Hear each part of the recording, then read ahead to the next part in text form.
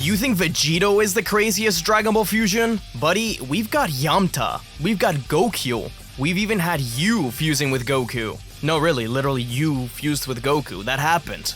Yeah, it gets weird. Dragon Ball is famous for smashing its characters together like action figures and turning them into completely new beings. But not every fusion is created equally. For every Gogeta, there's 5 Gokus. Oh no! So today, we're going beyond Gogeta and Vegito to look at the weirdest, most cursed, and occasionally awesome fusion characters across Dragon Ball history. Let's start with the ones that actually make a little bit of sense, but are weird nonetheless. Now, we all know that Krillin is really short, so it's not like he's ever going to be able to fuse with Goku through the fusion dance, right? Well, what about Kid Goku? This is Gorillin. That's right, he's not cooking, he's Gorillin. The fusion between adult Krillin and Kid Goku. As you'll see, a lot of fusions in this video will come from the Dragon Ball Fusions video game. They try to make most of them make sense, but we do end up with some weird outcomes. In this case, the two best friends have fused together using the Menamo rings, an invention by Bulma, which allows anyone to fuse no matter their height or power. So, at least in this case, it wasn't a matter of height. So, I don't know why they decided to fuse Krillin with Kid Goku instead of just normal Goku. But I digress. This one isn't as weird as the others, admittedly, and it actually has a really cool design. If you are to do a what-if fusion, this is an obvious one to do, and according to their description in the game, they end up with an even better result thanks to their strong friendship. Krillin also has a fusion with Kid Gohan, because they just love making him fuse with children. Pause. His name is Kree Gohan, and he has the absolute worst haircut in all of Dragon Ball. I get Krillin's name comes from Chestnut, but did they have to mess up his cut like this? For the next one, I'm sure a lot of you remember playing Budokai 2 and being amazed at all the what-if possibilities. For example, you could absorb so many characters as Super Buu. Frieza, Vegeta, Cell, even Tien and Yamcha. Not only would you get their super attacks, but his voice would change to reflect that. It's over now! Those were awesome and weird enough as is, but the real treat came when you realized that you could also equip the fusion capsule to Yamcha and Tien. Oh yeah, now that was amazing. Everyone always had their own what-if fusion scenarios. I remember talking about who would make the strongest fusions with my friends at school, but to actually see an official what-if fusion, that was something else, especially at the time. Tiencha, or Yamhan in Japanese, was one of the coolest things I'd ever seen. Tien and Yamcha would really cook as a good fusion team, which is funny because he's definitely supposed to be tongue-in-cheek. I mean, look at his hairline. His super attack is the Dodon Kameha, and we've even seen him as a failed fusion. He also has an alternate version in EX Yamhan from Dragon Ball Fusions. A really cool design with a lot more hair. Some of the weirder fusions in the game involve androids. Cell, for example, already fuses through absorption. But what happens when you absorb an already perfect Cell with another 17? You get Cell 17, described as the ultimate man-made warrior. What's interesting is that while he seems like the normal 17, this version hints at it actually being Hellfighter 17 from GT. His outfit even ends up looking like Super 17's, and he's described as a machine mutant. I guess no one can beat him when he's Cell 17? This is also not the only time Cell and Super 17 have fused. In Dragon Ball Heroes, Super 17 absorbs Cell and becomes this disgusting creature. I hate it. But Super 17 absorbs so many androids in this game, like Android 16, where he just becomes bigger and uglier. The one absorption I do like is Android 18, since he changes to just look like a what-if Super Android 18 instead, which I guess makes sense, but with the blonde hair, I may actually like it better than regular Super 17. There's also an Android 17-18 fusion in the 3DS game, which is fine, I guess. We haven't seen too many fusions where two of the same characters merge, but one of my favorites is EX Trunks, the fusion of present and future Trunks. He gets the two-toned hair thanks to DBS Trunks' inexplicable hair color change, and even Kid Trunks' hoodie. Trunks does tend to have some of the best fusions in Dragon Ball, like in Dragon Ball Heroes, where he has Gohanks, Gohan and Trunks, Veganks, Vegeta and Trunks, and even an adult Gotenks, all of which have EX versions. And speaking of the father-son fusion, here's Kuhan, the fusion of Goku and Gohan. We never got to see their Potara fusion, so I guess this is as close as we'll get. Not a fan of the name though. Also, while editing this, I remembered Perfect 16, the fusion of Cell and Android 16. And I wanted to mention him because he just kinda looks like a dude cosplaying as Cell at an anime convention. He even has his mohawk sticking out. He's also described as the ultimate android who shows no mercy.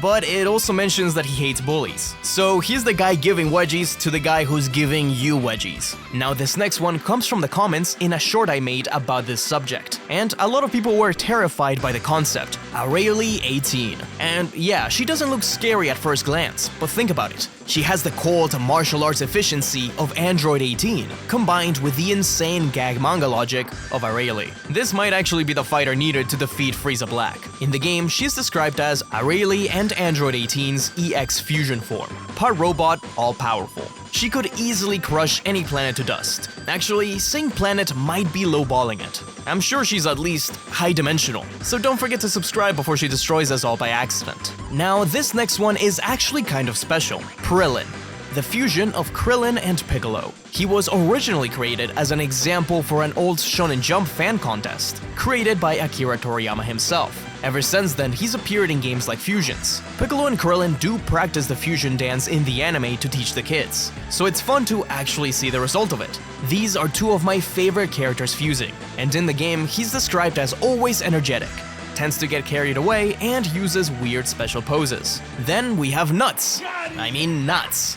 The fusion between Nappa and Raditz. They learn the fusion dance in the story of Fusions by copying Goten and Trunks, and they even appear in the manga of the game. He's huge, and honestly just kinda looks like Nappa. I guess his bald-ass genes are just so strong that they nearly overtake Raditz's. What is cool about this is that even characters who have already normal fusions can use the EX fusion, which means that we get the opposite of Nats in Rappa. He still kinda just looks like Nappa, but at least he keeps the long hair this time. Either way, he's pretty ugly.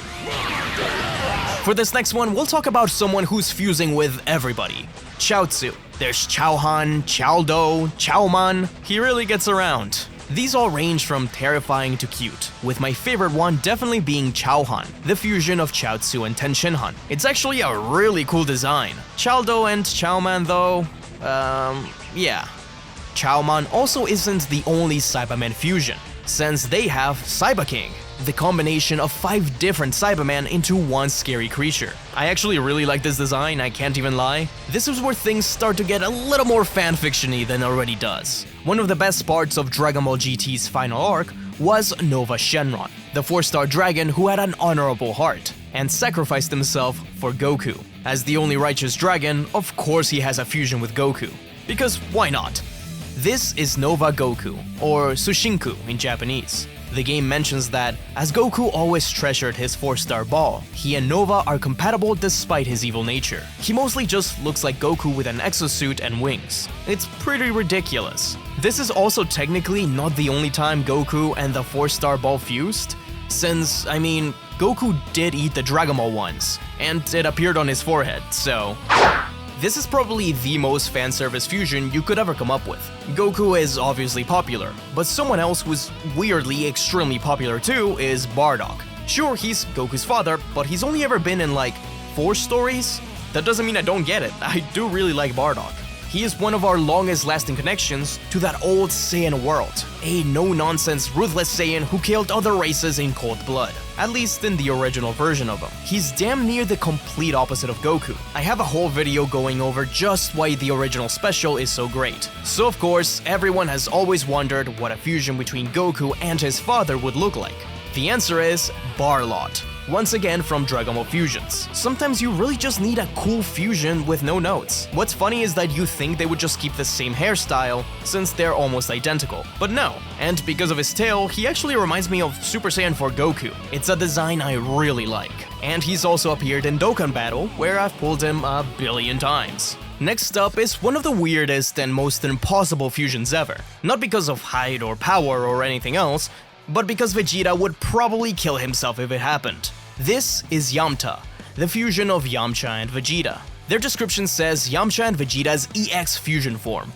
Vegeta wasn't too happy about this, but they worked surprisingly well together, as a confident, mature warrior. It does look more like Vegeta with a turtle school uniform more than anything else, but the long hair and scars kinda fit him. I'm sure Bulma had a heart attack when she saw him. Maybe the craziest what-if fusion from back in the day was Goku, or Gotan in Japanese. This what-if fusion first appeared in the Dragon Ball manga itself, when Goku debates whether to fuse with Mr. Satan or not. Apparently, game developers loved this idea, so much so that they brought it into the games. In fact, I think he's been in more games than any of the other what-if fusions. It's in Budokai 2, Heroes, even Dokkan Battle. Then again, it does feel like everyone is in Dokkan, except for LR Kid Buu. I feel like most of us remember this one from Budokai 2, where not only can you fuse into the manga version, but also an alternate one that looks like a Temu Goku. He also uses a weird wavy Kamehameha, and even a pink spirit bomb.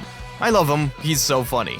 I should also mention that the anime also has Goku think about fusing with Dende, but Denku's sadly never been playable anywhere, so no white mage Goku. Earlier, I mentioned the what-if absorptions of Super Buu in Budokai 2. Those made sense, but Dragon Ball SD never tries to make sense. So when they had to make their own what-if absorptions for a small manga bit, they came up with this. It's basically a what-if where instead of Mr. Satan befriending Buu, the Majin just flies up to the lookout and absorbs everyone. So we get Android 18, Yamcha, Krillin, and Master Roshi as absorptions for Buu. And in the end, he absorbs Puar and meets up with Neko Majin. Get it? Because he's a different cat Majin created by Toriyama. SD is a whole nother can of hilarious worms. For the next one, we go to the crossover game Jump Superstars. Piccolo is one of the most iconic Dragon Ball characters. In fact, he was Toriyama's favorite.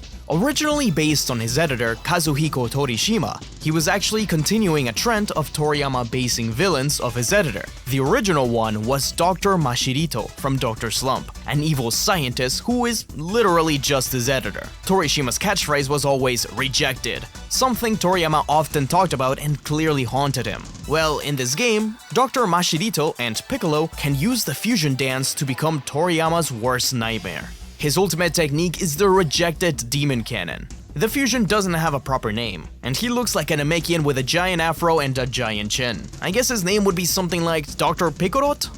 This next one is pretty popular. Let's take Goku and merge him with the insanity of Z Broly, giving us Karoli. This was the poster child for Dragon Ball fusions when the game came out. He was one of the very first fusions teased, and they knew what they were doing because it is kind of insane. Remember, this was years before Super Broly was introduced, so this insane, raging, roided out Broly was the only one we had. He was the single most popular movie villain. Hell, he might have been one of the most popular Dragon Ball villains in general for a few years. So, of course, a fusion between him and Goku was going to make waves. It is a pretty cool design, honestly, like a more heroic version of Broly. I love the two-toned hair, but I do wish they kept just how enormous Broly is. What's even crazier is that as part of free DLC, we got characters from, at the time new, Goku Black Arc. So, naturally, we get Karoli Black, which I may honestly like even better. I love the full-body black suit. It's just funny that Goku Black's gotten to fuse with Z Broly instead of Super Broly from his own continuity. Speaking of Super Broly, I really hope we get a sequel to this game one day, where we get Karoli Super, or even EX Broly, fusing the two of them together? Maybe one of the weirdest fusions that no one ever really talks about is the old Kai. Yeah, it's easy to forget, but he is actually a fusion. An old witch stole his Potara earring and forcefully fused with him, and they've been stuck like that ever since. He used to look like a normal young Lint, but hey, at least he got magical powers out of it, I guess. Some other interesting and weird fusions come from absorptions and possessions, like Baby Janemba. He was one of the big sellers when Dragon Ball Heroes first began. But if we want to take it one step further, Majin Baby Janemba, a possessed being further possessed. He appears a couple of times in Dragon Ball Heroes and is kind of a cool idea. I like both of these villains a lot. There's also Baby Hatshiak, a combination of both of the Tuffle's greatest creations. Even Super Baby Trunks, which is kinda cool since Trunks was the first Saiyan to be possessed by Baby in GT. So this is a what-if form of if Baby kept that body. And speaking of absorptions, one of the most iconic what-if absorptions of all time is Cellin from Budokai 1. In a story where Cell has a nightmare of Krillin pushing 18 out of the way, and getting absorbed in her place, which causes Cell's power to be lowered to the point where Tien and Yamcha both think they can defeat him. He's basically just an orange Cell Jr. with no nose and a giant Kame kanji on his back. But back to normal fusions. Or, well, the closest thing to normal there is. Arguably, the most powerful fusion in the whole list is Whirus, the fusion between Beerus and Whis. I absolutely love this design. The angelic white Beerus wearing these awesome robes. He actually looks very divine. Beerus and Whis are so different from each other, yet always work great together. Stuff like this is the reason I really want the Dragon Ball fusions too. Sure, he may be in Dokkan Battle, but the likelihood of seeing him, something so insanely powerful and strange, ever again anywhere else, is pretty low. He has a stern face because of Beerus, but retains his love of food from both of his fusees. Beyond just being a powerful fusion, they may also be the one with the biggest appetite. Now, this next one is really just chaos, and it kinda haunts my dreams. Who hasn't thought of a fusion between Chi-Chi and, Mr. Popo? No? Just me? Well, back when Dragon Ball was still being serialized, Shonen Jump held a contest for fans to make fusions, and this was one of the submissions. A fusion that looks like they know a little bit too much, like they've seen the depths of the underworld, and know that they do not belong to this earthling realm anymore. So yeah, this was once printed alongside Dragon Ball. Worst part is that the editorial mentions that there are plenty of fusions with Mr. Popo submitted, so who knows what kind of Eldritch horrors lie somewhere in Shonen Jump. I have a whole video about this specific contest if you want to check it out after this one, but I couldn't do a video about the weirdest fusions without mentioning my beloved. I remember for a while there was a theory that Gohan made the Great Saiyaman use poses because of the Ginyu Force. So what if I told you him and the good old captain could fuse? You get Ginyu Man, of course. The champion of justice and great evil, according to his bio. How does one contend with such polarizing ideals? I'm sure he's in constant agony because of it, but he does have those poses. The rest of the Ginyu Force also have their own fusions, like Jais and Birder, making Burst, who is terrifying, Regoldo, the fusion of Rikum and Goldo, who just looks dumb, but the four of them can also switch fusees and create Recurder and Goals.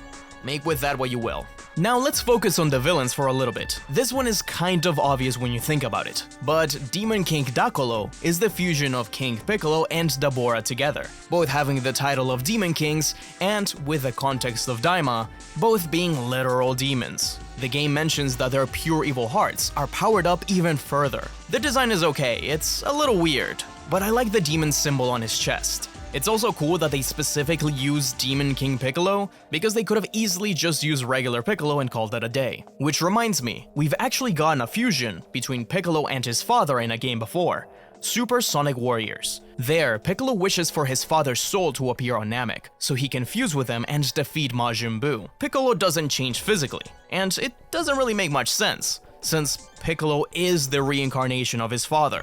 But it's a really cool idea to have King Piccolo, Kami, Piccolo, and even Nail as a single ultra-powerful Namekian.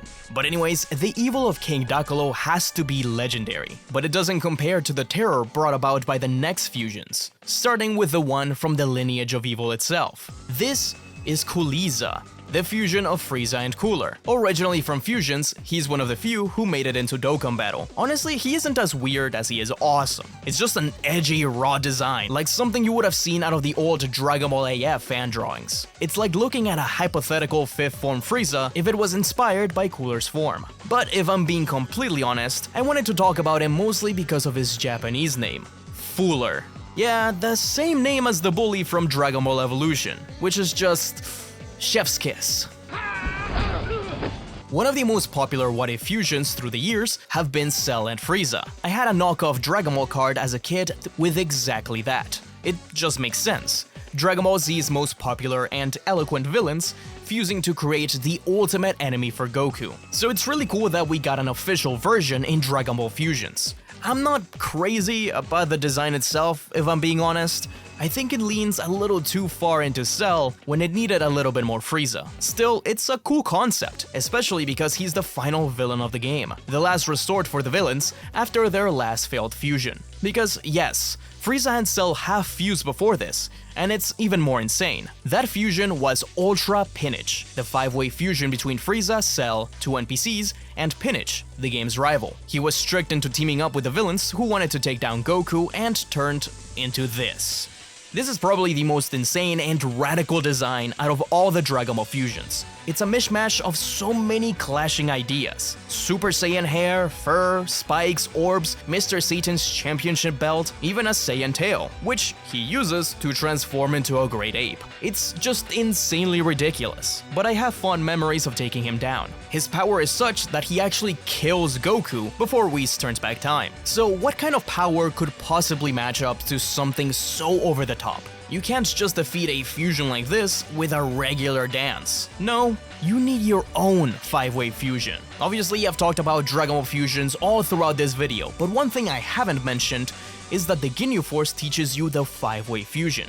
You can fuse any 5 characters together into an ultra-powerful being. What's even better is that since your character is customizable through many races, depending on what you look like, the Ultra Fusion changes too. And while Ultra Pinnage might be a little too much, I think Tekka's Ultra Fusion does a good job balancing it out and showing something that looks really divine. A being that defeats Cell, Frieza, Goku, even Beerus and Whis. And yes, your OC can fuse with Goku. Imagine if Xenoverse let you do that. Xenoverse 3, where are you at? But what if we took it one step further and not have some random OC fuse with Goku, but you yourself do it? Yes, you and Goku. And the result is the God Fusion, which comes from the Dragon Ball Z The Real 4D at the Super Tenkaichi, a 4D attraction from Universal Studios Japan, which had our heroes enter a new tournament that's attacked by Z Broly in his legendary God form. In order to defeat him, Goku ends up fusing with the audience. The film then switches to a first-person view, and you blast Broly with a Kamehameha. We never get a proper look at the fusion, but the poster shows that the fusion looked like Super Saiyan Blue Gogeta, with what looks like black streaks of hair like Gotenks has. And funny enough, this attraction predates Dragon Ball Super Broly, so this is like a proto-version of the film, which you had a chance to be involved with. If I had a quarter for every time Broly battled Gogeta, I would have like a whole dollar at this point. It's silly, but I love it. As a kid, I would have lost my mind. So yeah, Dragon Ball fusions can be pretty weird, but that's kinda what makes them really cool. Let me know in the comments what your favorite one is. I plan on making a video explaining every Dragon Ball fusion ever, but first, I wanted to look at some of my favorite off-the-wall ones. Don't forget to fusion dance with that subscribe button. And if you're looking for more deep dives into Dragon Ball lore, check out my video explaining the entire history of the Frieza Empire.